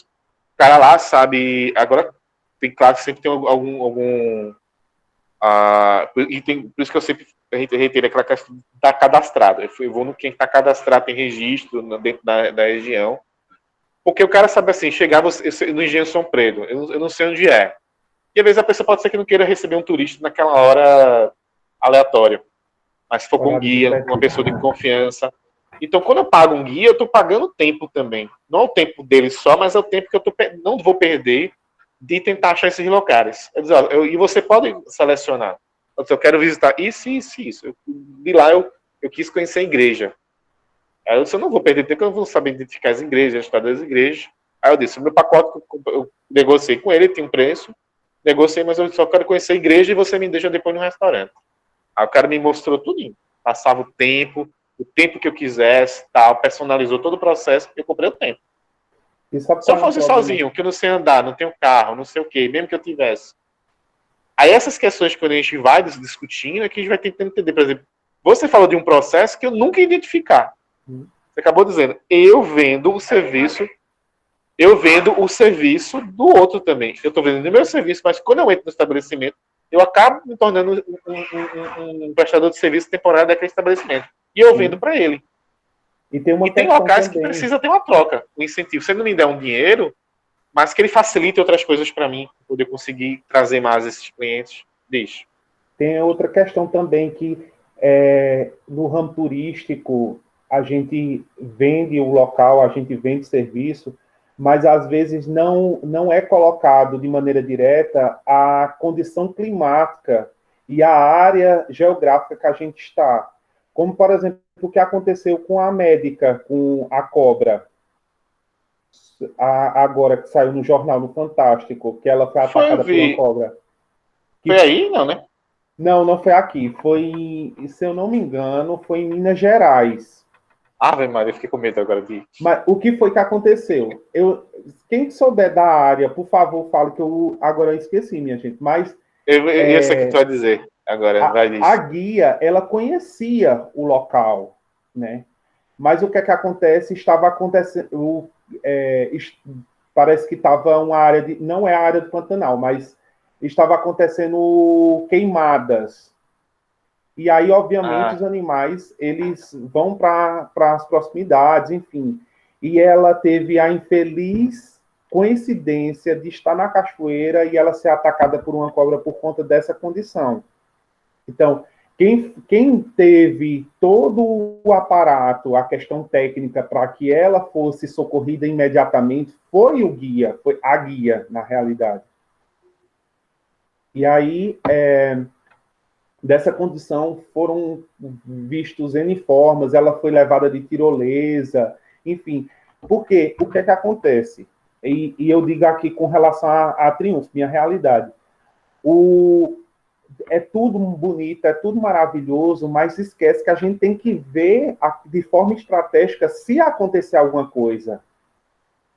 E aí é quando acontece alguma coisa, é necessário que a pessoa, o responsável, a pessoa da localidade seja acionada, mas não é sempre que acontece isso. Entendi. Eu vou falar uma coisa disso ainda, eu queria deixar, a Vani está querendo falar. Sim, aí pode depois falar, eu te pelo amor de complemento. A Vani, eu não sei se também é isso que eu vi as mensagens aí. Rapidinho. Oi, Avani. Rapidinho. Eu me lembrei de uma situação, porque eu já fui de quase tudo da minha vida, né? Tem gente que não sabe. Mas, assim, tem gente saindo aqui, realmente a gente se alongou, vice Éder, porque a precificação, que era uma coisa que eles estavam querendo. Vai ser o próximo? Hã? Não vai ser a próxima oficina, a precificação? Pronto, deixa eu só contar a história, porque até isso eu já fui, né? Eu não fui guia turística, mas fui gerente de uma empresa de turismo. E isso é o que há 25, 30 anos atrás, mais ou menos isso.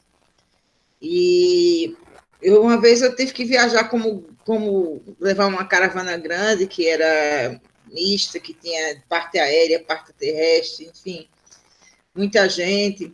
E nós fomos para Blumenau, e ali em Blumenau, perto de Blumenau, tem uma fábrica de cristal, e tem uma fábrica também de roupas de frio, não sei o quê.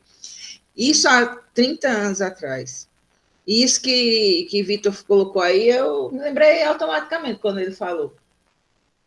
Nós entramos e cada um dos... Eu não sabia de nada, inocentemente. E cada um dos ônibus foi quem é seu guia, porque eu fiquei como guia porque era gerente, né, que eu estava acompanhando eles. E colocamos uns adesivos na gente de uma cor só, da minha cor, né? E tá, quando terminou, jura você que eu não sabia, tanto na fábrica como nesse shopping de roupas de frio. Aí o gerente do shopping foi o primeiro, chegou para mim e disse assim: você quer receber em dinheiro ou você quer receber em cheque? Eu disse, receber. Aí ele disse, sim, foi feito o relatório e era uma grana assim que eu digo, como é que foi isso? Aí ele chegou assim, aqui o relatório de todas as compras feitas no shopping, dos seus turistas, e eu até disse assim, meu Deus, ele disse assim, mas eu posso receber em dinheiro? Ele disse, pode, 5 horas da tarde você não vai para tal canto, que disseram, vamos. Nossa, isso há 30 anos, os caras registravam tudo isso. Aí ele chegou 5 horas da tarde em ponto, com o envelope na mão, me entregou, mas era uma grana, assim, tipo hoje, vamos dizer, uns 3 mil contos da fábrica de cristal, porque eram todas mulheres da terceira idade, um grupo um clube de terceira idade, compraram, assim, arsenais de cristais e roupas de frio, assim, gastaram uma grana. Eu ganhei uma grana há 30 anos atrás, justamente nessa perspectiva de Vitor, né? Deles reconhecerem, né, à toa que Oktoberfest, que tudo acontecendo naquela região, como acontece até hoje, porque a visão era outra, eu não precisei pedir, e já vivi uma outra realidade, que era da Bahia, que você, quando saía com o carro, você não podia dizer para onde estava indo, porque o guia turístico de lá ia dizer que estava levando um ônibus com 80 pessoas, 2 ônibus com 80 pessoas, e ele ia ganhar a comissão daquele restaurante. Então, as duas realidades, né? Uma de aproveitar, quer dizer, teve um canto que disseram, você não vai levar comissão aqui do restaurante porque o guia tal disse que era dele. E eu digo, mas eu não avisei a ninguém nem nada, e enfim. Então, assim, para você perceber as duas lentes, né? De um lado, de se apropriar do trabalho do outro, e outro que voluntariamente diz a você que você tem um valor naquele segmento econômico. Interessante isso, É eu só não isso. conhecia, não. Né, e é realmente, ou seja, é até uma estratégia para as empresas aí incentivarem o trabalho desses guias de outras pessoas. Ó, eu não posso te pagar um valor específico toda vez que você vem, mas se o pessoal comprar, eu te dou um valor como se fosse um tipo de comissão. Eu sei que a pessoa gastou tanto aqui no engenho e tal, e você recebe. Até, na verdade, quando você cria esse tipo de valor, isso incentiva mais ao cara a trazer mais gente a participar e criar estratégias, porque ele sabe que vai ganhar, não só vai ganhar do cliente que vai estar levando ali. Mas são realmente muito. Por isso que esse trabalho de reflexão que a gente está fazendo, você está fazendo no projeto do Se Você For como Triunfo, venha trazer isso também, porque você vê que tem vários processos aí, várias lacunas, que tem que ser pensado. Eu nunca tinha pensado nessa questão de. Até, por exemplo, os exemplos que eu estava pensando da oficina, não tinha nem pensado nisso. Aí eu conversando com vocês, já estou descobrindo coisas que a gente pode pensar como é que poderia resolver para estratégias de turismo tudo. Porque também o turismo daqui não conhece essas estratégias de lá, talvez. Acontece, sabe sim, porque o Nordeste, o guia turístico das capitais em geral, eu descobri isso depois. Vocês que são, no caso, que vêm como turista, não sabem, mas em todas as grandes capitais, o guia turístico ele ganha comissão, alguma comissão, ou via comida, ou via alguma coisa, mas ele ganha dos estabelecimentos, de uma forma geral. Talvez aqui em Triunfo não tenha, mas é um modus operandi do turismo, é você levar para aquele lugar que, de certa forma, te prestigia ou com Aqui eu não tenho como aqui enxergar hoje uma pessoa, porque como eu sei andar nos dois lugares, eu acabei nunca usando guia na minha vida. Nem em Olinda, que eu conheço também Olinda pra caramba. E lá tem muito guia, né? Muito guia. Uhum. Os guias antigamente e tal. Acabei nunca utilizando porque não é um serviço que eu preciso. Só preciso quando eu viajo mesmo, porque eu morro de medo de andar e não saber andar nas coisas. Isso. Só para dar algum encaminhamento, né? Para pelo menos você ou marcar um outro momento, ou dizer, porque assim, o pessoal veio numa expectativa de ter um pouco de precificação também, né? Então, assim, não, é saber porque o Felipe me mandou 2 cartazes e me botou 2 datas.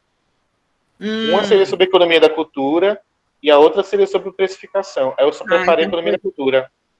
Tranquilo. Então, eu acho que o pessoal, a próxima oficina é sobre precificação. Tranquilo. Por isso que eu estava falando. Esse tema eu falo depois, porque eu vou trazer esse sistema de valor com mais profundidade depois. É bom que esse diálogo que você está tendo, o Ramiro está caladinho aí e tudo, mas é bom, a Mari também, mas é bom o diálogo para saber as atividades deles, para a gente começar a pensar na precificação, né? Não, porque também é exatamente isso, por exemplo. Se Vitor não me tivesse falado essa questão do... Tudo bem, na hora, vocês falando na hora no dia, vai me ajudar muito, mas até eu posso até mandar talvez um questionáriozinho, umas 2, 3 perguntas, ou me dizer quem está inscrito e eu olho lá no Instagram para poder saber as atividades. O que me ajuda a pensar. Porque na hora eu vou falar só de casos, por exemplo, do artista, do apresentador, do quem vende obras artísticas, artesão. Mas aí tem o guia turístico, então eu posso falar também disso na hora. Porque senão eu fico concentrando uma coisa que a pessoa acaba não achando que eu estou associando com a dele. Quem quer falar, eu acho que é Mariane. Fala, Mariane. Na verdade, só tô passando assim para dizer a minha fala que foi muito pertinente para mim esse bate-papo, esse diálogo. Tá um pouco baixo. Estão me escutando? Agora sim. Não, tô passando só para agradecer mesmo sobre esse bate-papo, esse diálogo, dizer que foi muito pertinente assim para mim. Aí em alguns momentos vi uma contestação de muito artista se aprimorar sobre a sua economia, mas talvez seja até utópico isso que eu vou falar, mas e como a gente educa os outros a valorizar a nossa arte, tá entendendo? Porque a gente, em mim, pelo menos eu me desdobro de muitas formas para vender a minha arte, só que às vezes as pessoas também não têm o hábito. Claro que tem gente que tem o hábito de comprar uma obra e valorizar e nem pestanejar por valores. Só que tem outras pessoas também que ainda tem esse pouco de impasse e que é como mesmo é falado, assim, a cultura, acho que ela tem que ser estudada, né? Ela é estudada para você passar a dar um valor a ela. E talvez muito assim a função do artista às vezes também é educar essas pessoas o valor que a arte tem pra gente, tá entendendo?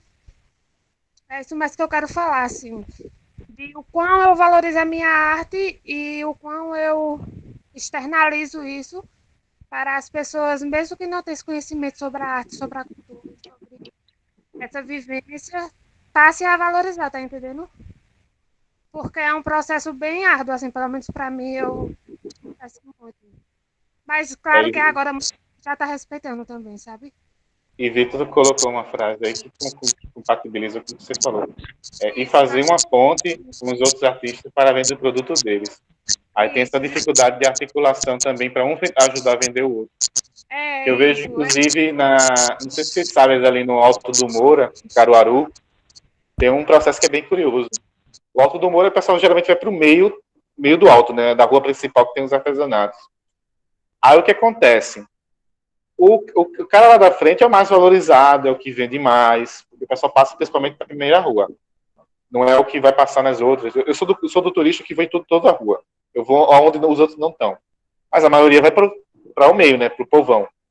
Aí o que é que eles fazem? Os artesãos que estão no meio, ele pega os outros vizinhos dele que estão nas ruas de trás e bota esse produto dele para vender também ali na frente.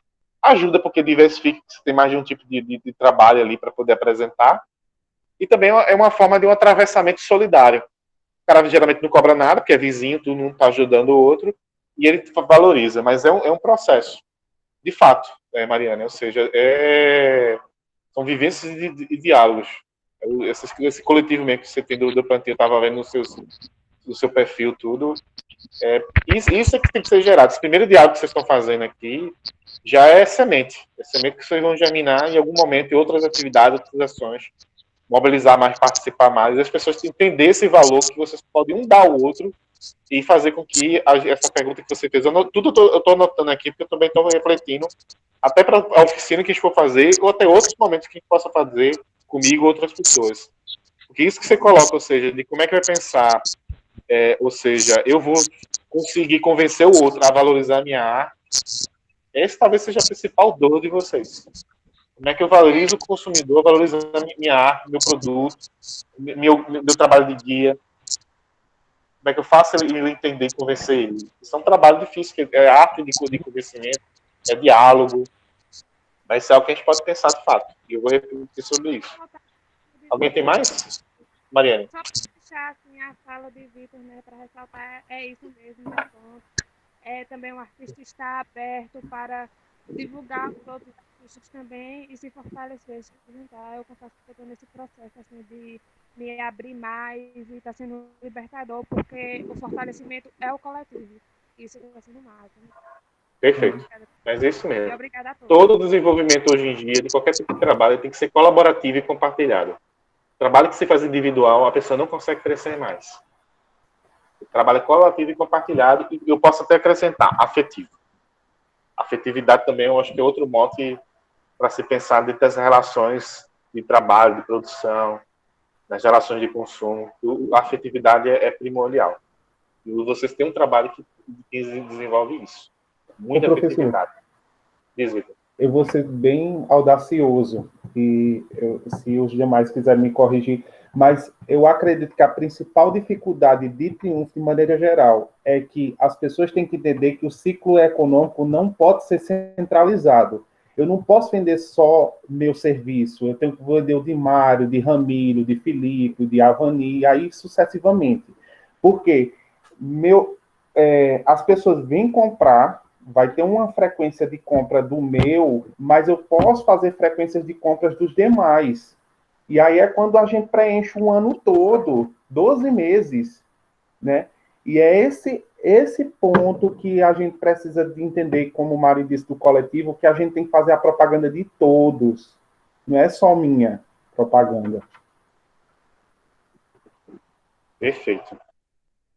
Pronto, se alguém tem mais alguma coisa, que não sei se vocês estão um pouco cansados também para continuar, e também a gente vai ter outro momento que o Felipe marcou, acho que não sei se é a próxima quarta, é sexta, precificação, que aí a gente pode aprofundar mais. Aí eu vou tentar até trazer esses elementos que Vitor e Mariana provocou aqui.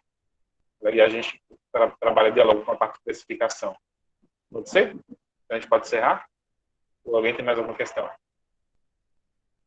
Vocês estão aí? Obrigado, Vitor. Então vamos lá. Obrigado, Felipe. Obrigado, Mariane. Obrigado, Hamilton. Obrigado, Elis, que teve que sair. Obrigado, Vani. Obrigado novamente a vocês dois, Felipe também. Então vamos encerrar aqui. Eu vou encerrar a gravação. Pronto. Aí daqui a pouco a gravação fica